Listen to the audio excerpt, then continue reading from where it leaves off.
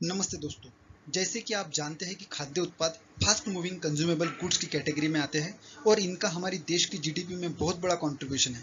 आज के समय में जहां साइंस एंड टेक्नोलॉजी ने हर जगह अपना रंग बिखेरा है और यह फील्ड भी उससे दूर नहीं रही, इसलिए खाद्य उत्पाद के इस क्षेत्र में नई तकनीक और इनोवेशन को बहुत स्कोप है।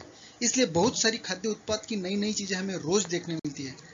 तो आज की इस वीडियो में हम जानेंगे कि खाद्य उत्पाद, व्यंजन और उनकी रेसिपी को क्या हम पेटेंट संरक्षण प्रदान कर सकते हैं। तो आइए इसे समझते हैं। मैं हूं डॉक्टर कैलाश नेमाड़े और आप सभी का मेरे चैनल नॉलेज रेजोनेंस पर स्वागत है। इस वीडियो को जरूर अंत तक देखें। आपके इस क्षेत्र के ध्यान और कल्पनाशीलता को बढ़ाने में यह आपकी मदद करेगा।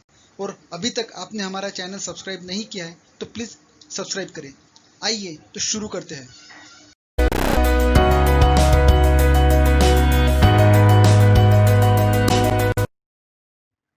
क्या खाद्य उत्पाद और उनकी रेसिपी पेटेंट हो सकती है? इसी सवाल का जवाब समझने से पहले हमें देखना होगा कि किसी भी चीज को पेटेंट करने का क्या क्राइटेरिया है। और वह क्राइटेरिया है, नंबर 1, क्या आपका इन्वेंशन पेटेंटेबल सब्जेक्ट मैटर है। नंबर 2, क्या आपका इन्वेंशन यूजफुल है समाज और देश के लिए।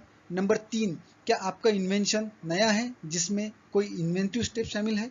नंबर 4, क्या आपका इन्वेंशन नॉन ऑब्वियस है, जिसका मतलब आप जिस क्षेत्र में यह पेटेंट फाइल करने जा रहे हैं उस क्षेत्र का नॉलेज रखने वाले लोगों के लिए भी यह नया और सहज नहीं है। नॉन ऑब्वियस की कंसेप्ट को हम आगे कुछ एग्जाम्पल के साथ समझेंगे। अगर आपका इन्वेंशन इन चारों क्राइटेरियाओं पर सही उतरता है तो आप उस चीज को जरूर पेटेंट कर सकते हैं।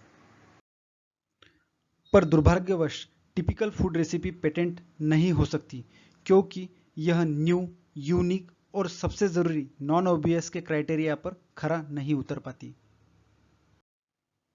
हमारे पेटेंट एक्ट 1970 के चैप्टर नंबर 2 सेक्शन 3E में साफ किया गया है कि जो इन्वेंशन केवल घटकों या ऐसे पदार्थ के उत्पादन के लिए एक प्रक्रिया के गुणों का एकत्रीकरण जिसके परिणाम स्वरूप एकमात्र मिश्रण प्राप्त एक पदार्थ पेटेंट नहीं हो सकता। तो क्या इसका मतलब खाद्य उत्पाद और उनकी रेसिपी पेटेंट नहीं हो सकती? नहीं, ऐसा नहीं है।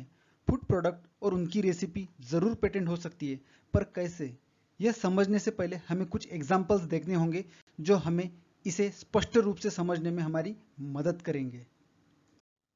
एग्जाम्पल नंबर 1, इस इन्वेंशन का टाइटल है टेंडर कोकोनट वाइन, जिसका फील्ड ऑफ इन्वेंशन बायोकेमिस्ट्री दिखाया गया है और उसकी पब्लिकेशन डेट 25 फरवरी 2005 है।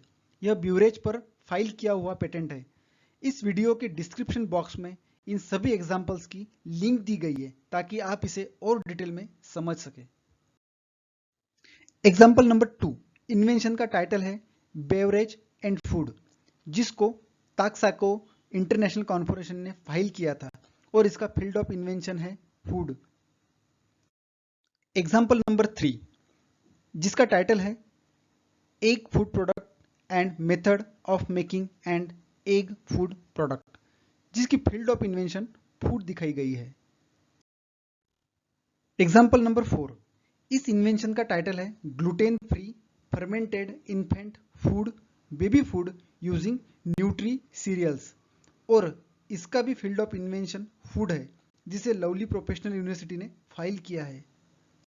एग्जाम्पल नंबर 5, जिसका टाइटल है pet food product comprising a basic metal salt, जिसकी फील्ड ऑफ इन्वेंशन फूड है। इन सभी एग्जाम्पल्स को देखकर हम समझ सकते हैं कि खाद्य उत्पाद और उनकी रेसिपी पेटेंट हो सकती है। ऐसे ही और एग्जाम्पल्स आप इंडियन पेटेंट सर्च की वेबसाइट पर जाकर देख सकते हैं, जिसकी लिंक डिस्क्रिप्शन बॉक्स में दी गई है। इसलिए खाद्य उत्पाद और उनकी रेसिपी पर पेटेंट फाइल करते वक्त कुछ चीजों का ध्यान रखना बहुत जरूरी होता है, जो इसे पेटेंट की प्रक्रिया से बाहर होने से रोकता है। पहली बात, आपका फूड प्रोडक्ट और रेसिपी केवल कुछ इंग्रेडिएंट्स कॉन्स्टिट्यूएंट्स का एडमिक्सचर नहीं होना चाहिए, जो इसे पेटेंट एक्ट 1970 के चैप्टर 2 सेक्शन 3E की वजह से पेटेंट होने से रोकता है। दूसरी बात, जो फूड रेसिपी और प्रोडक्ट आप पेटेंट करने जा रहे हैं वह कुछ नए फीचर्स और इन्वेंटिव स्टेप के साथ बनाया गया हो। नए फीचर्स जैसे इसमें आप कुछ ऐसी चीज जोड़े जो इसे समाज उपयोगी बना सके। जैसे आप इसे शुगर फ्री बना सकते हैं, कोलेस्ट्रॉल फ्री बना सकते हैं। ऐसे नए फीचर्स से आपका प्रोडक्ट आसानी से पेटेंट हो सकता है। तीसरी बात, जब आप पेटेंट ड्राफ्ट कर रहे हो तब इसके क्लेम इंटेलिजेंटली लिखे होने चाहिए और आप ऐसा करने के लिए किसी एक्सपर्ट की मदद लें।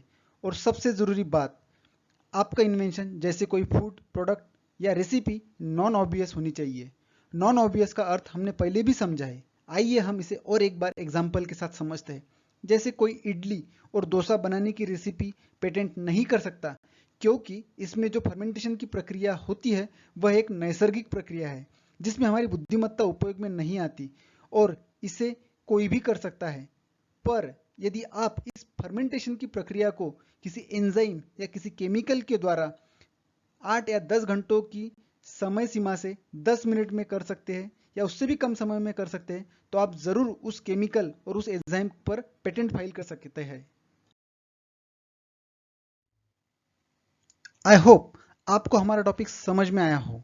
यदि आपको इससे जुड़ी कुछ नई जानकारी हासिल करनी हो तो आप हमें कमेंट बॉक्स में लिखकर भेज सकते हैं। हम ऐसे ही कुछ रोचक विषयों पर फिर से आपके सामने उपस्थित होंगे।